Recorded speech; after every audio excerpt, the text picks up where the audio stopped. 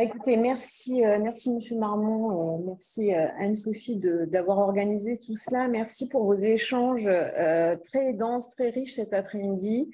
Et merci aux intervenants qui ont pris la parole pour illustrer un petit peu cette grande affaire de l'évaluation. Je pense que cette journée, cette demi-journée d'échange, elle prend bien sa place en complémentarité d'une dynamique qu'on avait initiée début 2023, puisqu'on avait déjà organisé une journée avec l'ARS et la SRA autour de ces sujets. Voilà, je vois qu'il y a plusieurs centaines de personnes qui se sont inscrites pour assister à ce webinaire et ça me semble être très positif.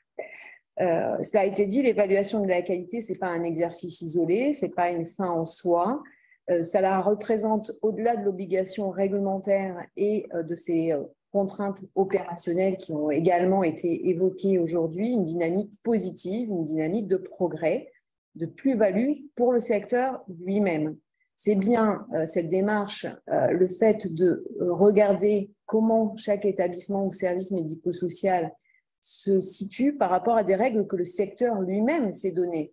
Madame Grimaldi a rappelé que tout ce dispositif d'évaluation a été construit avec le secteur lui-même. Et c'est tout l'honneur de ce secteur que d'avoir fait soutenir d'un point de vue réglementaire et mettre en musique par la Haute Autorité de Santé une démarche d'amélioration continue de la qualité qui est cohérente avec les valeurs et les spécificités fortes du secteur social et médico-social, effectivement revendiquées.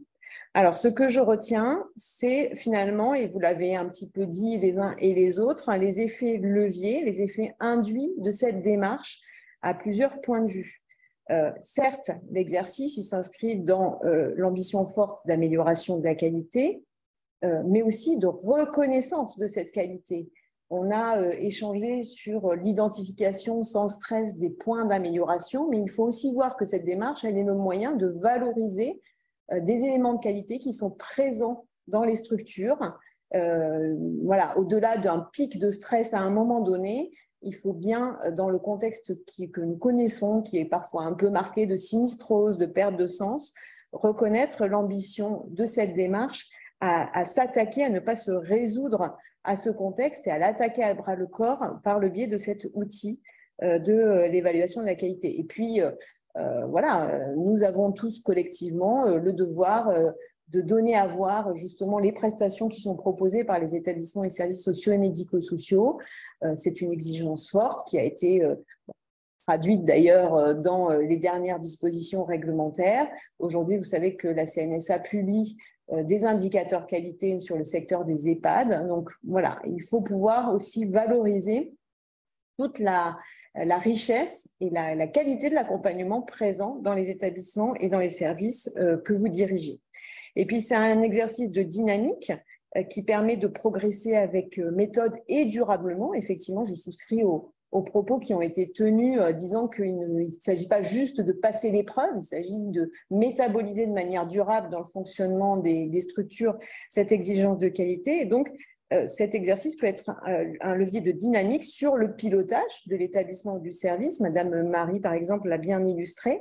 Au-delà de la simple période d'évaluation, elle permet également de mobiliser les équipes. C'est finalement un outil ressources humaines aussi et d'amélioration de la qualité de vie et des conditions de travail des professionnels qui interviennent dans vos établissements et services. Et donc, au-delà d'une contrainte initiale, je retiens avec plaisir la formule de M. Chapitre, nous ne serons pas bons, nous serons nous et donc excellents, etc. Je pense que c'est vraiment la philosophie avec laquelle il faut aborder cet exercice d'évaluation et l'utiliser comme un levier ressources humaines important également au vu du contexte contraint et de la perte de sens que certains professionnels peuvent mettre en avant parfois dans leur exercice quotidien. Et puis, c'est un exercice de réponse à une obligation par rapport à une demande sociétale, de prise en compte des exigences en termes de considération des personnes concernées elles-mêmes, et ce, malgré leur fragilité. Et je vous remercie tous d'avoir illustré comment les personnes concernées elles-mêmes ont bien leur place dans ce dispositif d'évaluation.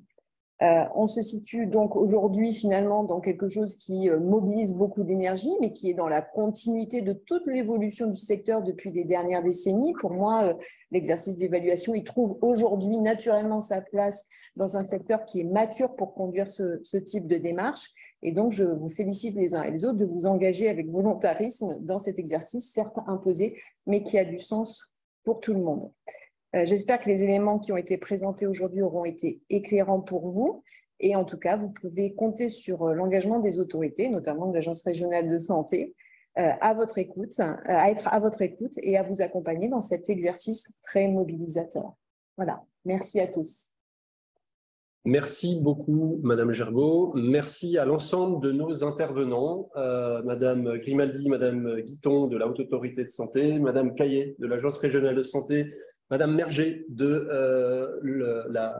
département de Meurthe-et-Moselle. Merci à Monsieur Chapitre et Madame Marie pour les témoignages SMS.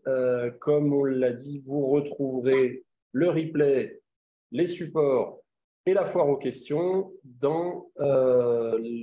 sur les sites respectifs de la SRA et du CREAI. Vous avez été assidus au long de ce webinaire, on le voit parce que d'habitude ça décroche plus vite que ça. En fin de webinaire, je le vois donc comme un bon signe, en tout cas signe de la qualité des interventions. Merci à tous. Vous deux. Merci.